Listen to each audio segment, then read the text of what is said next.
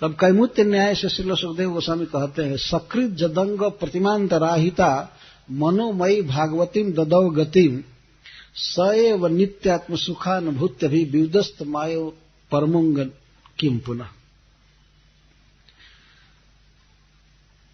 अब कह रहे हैं कि ये तो अघासुर के उदर में साक्षात परब्रह्म सच्चिदानंद घन भगवान प्रवेश किए थे। ये तो बहुत दूर की बात है।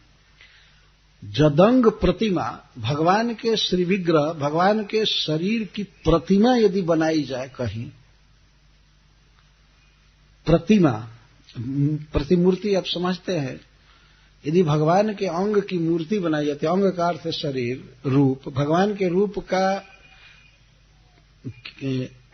रूप की मूर्ति बनाई जाती है और उस मूर्ति का कोई ध्यान भर केवल करे,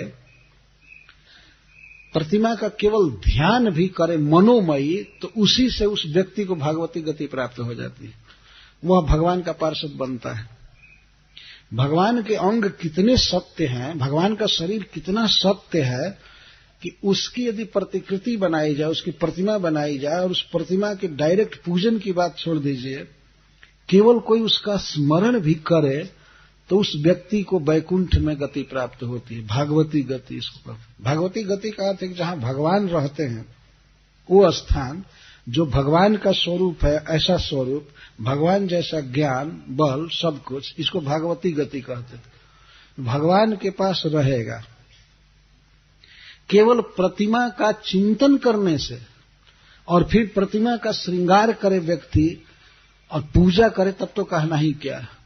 जब प्रतिमा का श्रृंगार करने से, चिंतन करने से व्यक्ति पार्षद बन सकता है, तो वही प्रभु डायरेक्ट साक्षात जिसके भीतर प्रवेश कर गए, उसकी मुक्ति में क्या संदेह हो सकता है? वो क्यों नहीं पार्षद बनेगा? सकृत जदंग प्रतिमांतराहिता, और वो भी सकृत। एक बार भी कोई व्यक्ति यदि भगवान के श्री विग्रह का चिंतन किया है, जगन्नाथ जी का या बलदेव सुभद्रा और कृष्ण बलराम या साक्षी गोपाल, यदि घर में बैठा हुआ एक बार भी चिंतन कर दे भगवान के श्री विग्रह का, मूर्ति का, तो वह व्यक्ति तत्काल भागवती गति प्राप्त करता है। एक बार, सकृत का अर्थ होता है एक बार, वो भी मनोमयी।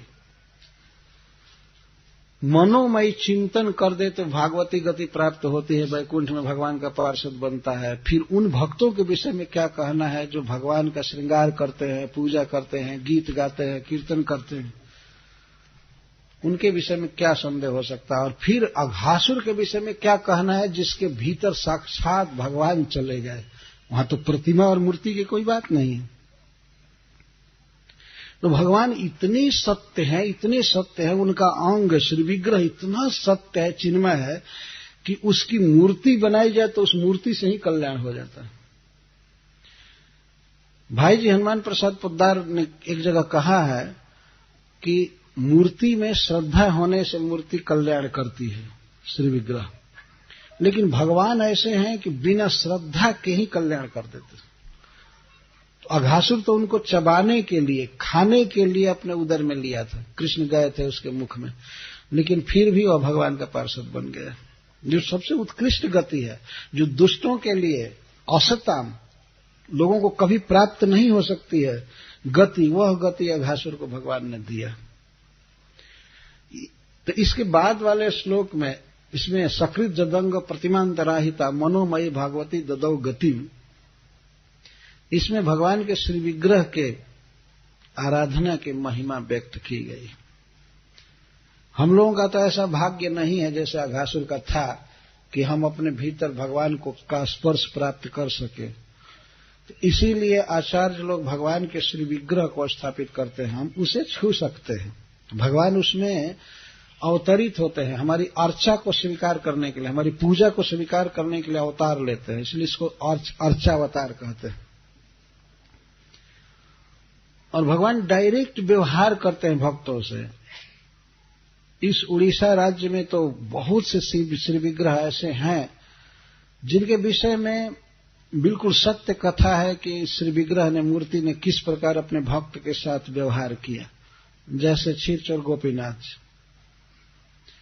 अपने भक्त माधवेंद्र पुरी के लिए भगवान अपने ही भोग लगाए हुए खीर को चुरा लिए थे।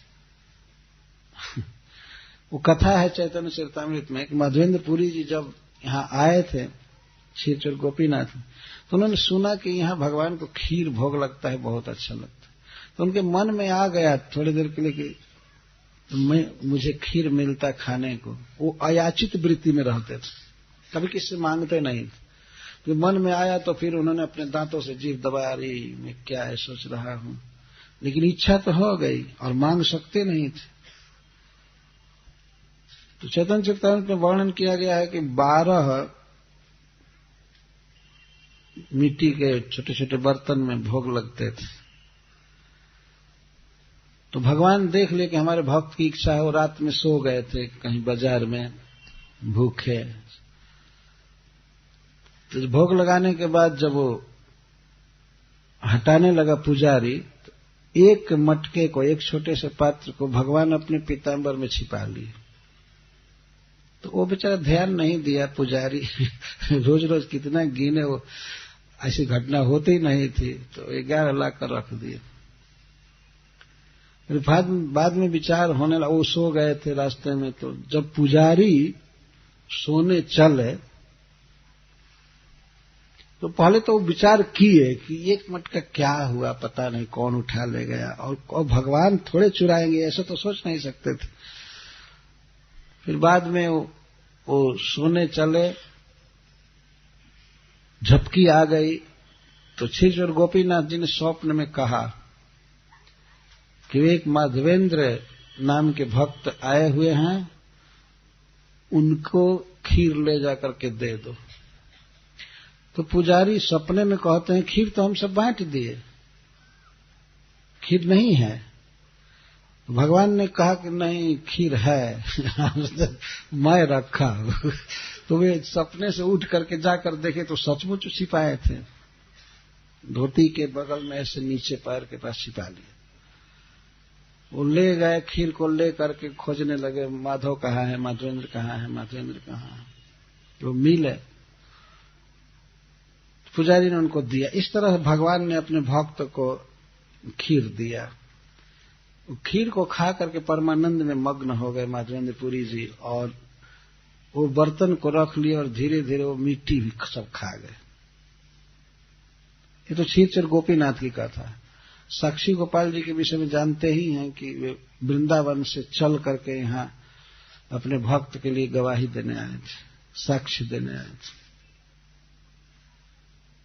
ये सब सत्य कथाएं हैं। नहीं मानने वाले लोगों के लिए, मूर्खों के लिए तो डायरेक्ट भी भगवान को देख करके नहीं मानेंगे, उनके लिए क्या कहा जाए। लेकिन जिनके पास थोड़ी भी बुद्धि है, थोड़ी भी सद्भावना है, भाव है, तो तुरंत समझ सकते हैं भगवान के श्री विग्रह की महिमा को।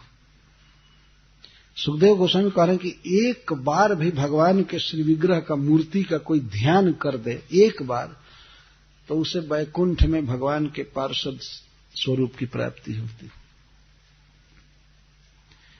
तो फिर वही नित्य आनंदमय चिन्मय भगवान जो माया को निरस्त किए रहते हैं, अज्ञान नहीं रहता है, शुद्ध सच्चिदानंद घन भगवान जिस अघासुर के उदर में चले गए और वह मुक्त हो गया, तो इसमें क्या आश्चर्य। अपने सभासदों को, कथा सुनने वालों को सुखदेव गोस्वामी जी कह रहे हैं कि आप आश्चर्य मत कीजिए, अब विचार कीजिए कि किसकी लीला है, कृष्ण क्या है, अद्भुत व्यक्ति है।